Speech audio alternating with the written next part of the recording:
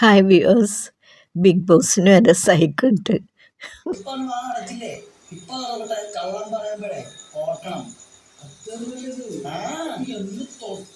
ഞാൻ മനസ്സിൽ നിങ്ങൾ ഇട്ടിരുന്നത് അതായത് നമ്മള്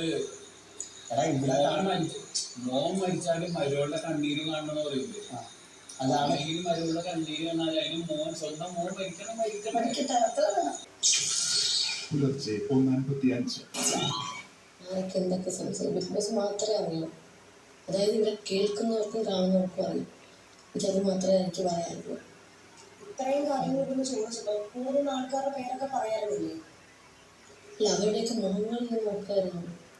അതാണ് എനിക്കൂടെ ഒന്നും പറയാം. എനിക്ക് എല്ലാത്തിനും തെളിവ് ബിഗ് ബോസ് മാത്രമേ ഉള്ളൂ. അല്ലാതെ എനിക്ക് ഇതിൽ കൂടുതൽ തെളിവായിട്ട് കാണിക്കാനോ എടുത്തു പറയാനോ അവരെ പറഞ്ഞ് തോൽപ്പിക്കുക സംസാരിച്ച് തോൽപ്പിക്കുക എനിക്കറിയില്ല.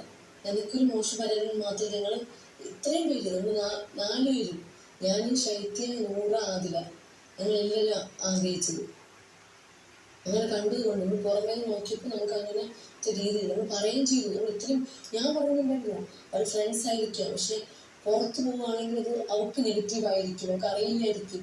അവളെല്ലായിടത്തും ഓപ്പണായിട്ട് സംസാരിക്കുന്ന ഒരു ക്യാരക്ടറാണ്. എന്നിട്ട് ഉച്ചയ്ക്ക് വെക്കാൻ പറഞ്ഞാണ് നീയാണ് അങ്ങോട്ട് പോകുന്നത്, അവളാണ് ഇങ്ങോട്ട് വരുന്നത്. അഭിങ്ങോട്ട് ആ മനുഷ്യൻ ഇവിടെ നിന്ന് സംസാരിച്ചിട്ട് പെട്ടെന്ന് മാറ്റി പറയുന്നു.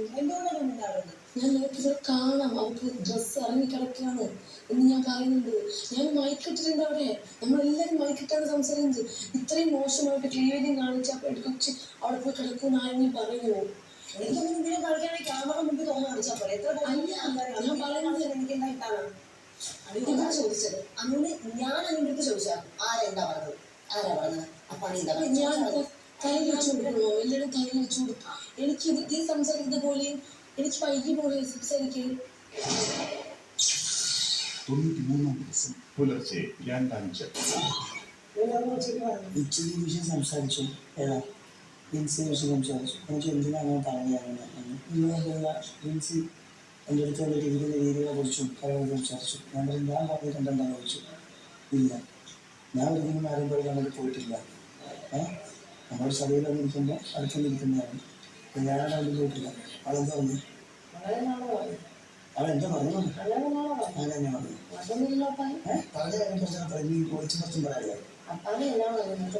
എന്താ അവള് പറയുന്നത്? ഞാൻ ജിൻസിനാണ് എൻ്റെ പുറകെ വന്നിരിക്കുന്നതെന്നോ നിൽക്കുന്നതെന്നോ ഒന്നൊരു വാക്ക് ഞാൻ പറഞ്ഞില്ല. ഞാൻ അങ്ങോട്ടൊന്നും പോയിട്ടില്ല എന്നാണ് ഞാൻ ഉദ്ദേശിച്ചത്. അല്ല, ഈ ടോണല്ല, ഫണ്ണായിട്ടാ പറഞ്ഞു. ഫണ്ണായിട്ട് ഉറപ്പ് 100% ഫണ്ണായിട്ടാ പറഞ്ഞു. അപ്പൊ അത് പറഞ്ഞു ജിൻസിയാണല്ലോ പറഞ്ഞു ചുമ്മാ ഇങ്ങോട്ട് വന്നത്. ഞാൻ ജിൻസിയാണ് പറയാൻ അങ്ങോട്ട് പോയിട്ടില്ല, ഞാൻ എന്ത് ചെയ്യാൻ അവിടെ ചുമ്മാ ഇങ്ങോട്ട് വന്നത്. അത് ഈ ടോണിലല്ല പറഞ്ഞത്, ഈ ടോണിലല്ല പറഞ്ഞത്. ജിൻസി കുറച്ചുകൂടെ സീരിയസ് ആയിട്ടുള്ള ടോണിലാണ് പറഞ്ഞത്, ഈ ടോണിലല്ല. എന്തിനാണ് ഉച്ചക്കത്തെ കാര്യം പറയുമ്പോൾ തടഞ്ഞത്? അത് ഉച്ചക്കത്തെ കാര്യം എനിക്ക് ആവശ്യപ്പെടുത്തിയുള്ള കാര്യം ഉണ്ട് അവിടെ. ഇവളും ഞാനും കൂടെ ആ വിഷയം അവിടെ ഇതിട്ട് ഞാൻ ചോദിച്ചത് മറുപടി പറഞ്ഞത്. ഇതിന് ഉച്ചയ്ക്ക് സംഭവം ഉണ്ടായി. ആ സംഭവം ഉണ്ടായപ്പോൾ ഞാൻ പറഞ്ഞു, ഞാൻ ബിൻസിന് പറയുക ബിൻസി ഇരിക്കുന്നിടത്തോ നിൽക്കുന്നിടത്തോ കാണുന്നിടത്തോ വന്നിട്ടില്ല, ബിൻസിയാണെന്ന് ഞാൻ പറഞ്ഞു. അത് ഞാൻ അവളെ വിളിച്ചത് ഞാൻ പറഞ്ഞത്. അപ്പം നീ കേട്ടല്ലോ അവളെ വിളിച്ച് പറഞ്ഞത്? അത്ര ഞാൻ പറഞ്ഞുള്ളൂ. ഈ പറഞ്ഞ പോലെ ഞാൻ ആദ്യത്തെ പറഞ്ഞിട്ടുണ്ട്. ആർക്കും കണ്ടില്ല. കാണിച്ചത് കാണിച്ചോ? കാണിച്ചോ? ബിൻസിനെ എനിക്ക് അറിയത്തില്ല. ബിൻസിക്ക് അപ്പാനെ അറിയത്തില്ല. കാണിച്ചോ? ഇവിടെ ഇറങ്ങി കേട്ടോ. ഇവിടെ ഇവിടെ തിരിച്ചിട്ട് പോകാൻ ഇനി ഇത്ര ആയില്ലേ? നിർത്ത്, രണ്ടുപേരും നിർത്ത്. ബോറാണ്. മതി.